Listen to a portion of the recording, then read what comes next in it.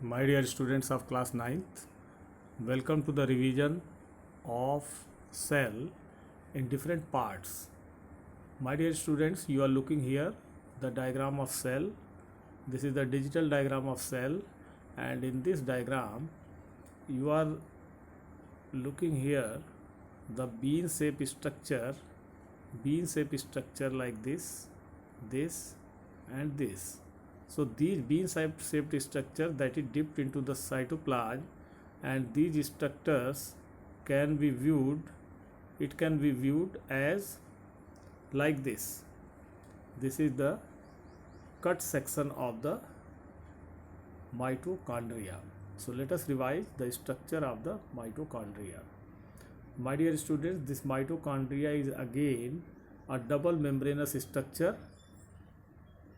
This mitochondria is again a double membranous structure which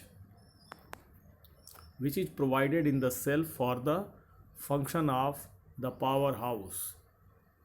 Since it generates the energy in the form of ATP, that is why it is called the powerhouse of the cell. So dear students, let us see the structure. This is the outer membrane. This is the outer membrane like this. This is the inner membrane. This is the internal membrane. This is the outer membrane. So this is the double membrane structure, and inside it is provided the foldings. These folded groups are called cristae. What we are looking here. So these folded groups are called cristae.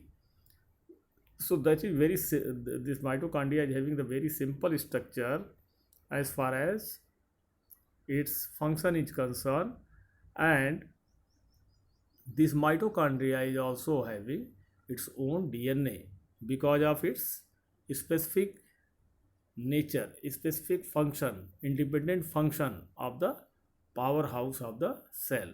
So let us see the detailed structure of this mitochondria. You are looking here, this is the inner membrane, this one is the inner membrane, this one inner membrane, and this is DNA. This is DNA of the mitochondria.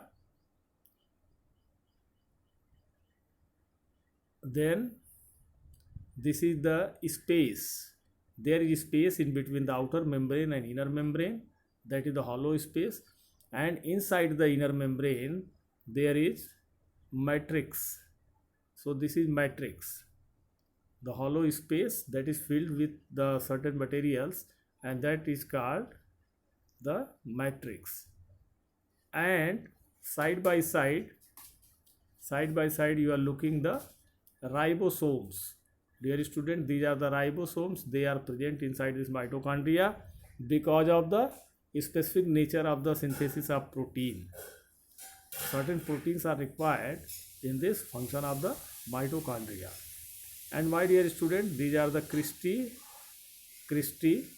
So these inner folding, the folding of the internal membrane, that is called cristae.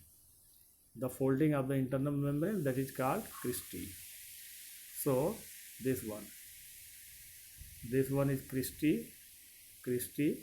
These are the foldings, these are the cristae. And further, if you are looking here, further again the another type of diagram which is showing like this. This is the internal membrane, inner membrane, which is folded.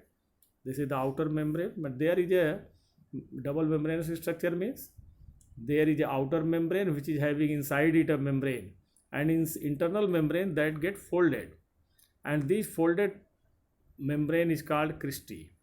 So these are the foldings, and inside the cristae there is a material that is called matrix. What you are looking here, this is the matrix. And dear students, please note that there are oxysomes in between these foldings, and these oxysomes perform the function of the burning station. Oxysomes, that is the burning point of the oxygen, which facilitate the oxidation of glucose derivative, that is pyruvate. So what happened in this mitochondria, my dear students? This uh, after the glycolysis, when glucose come into the mitochondria in the form of pyruvate, then that pyruvate get oxidized in this cristae, on this cristae, and this cristae is having oxysomes, small oxysomes, and oxygen, with the help of oxygen, this pyruvate get oxidized.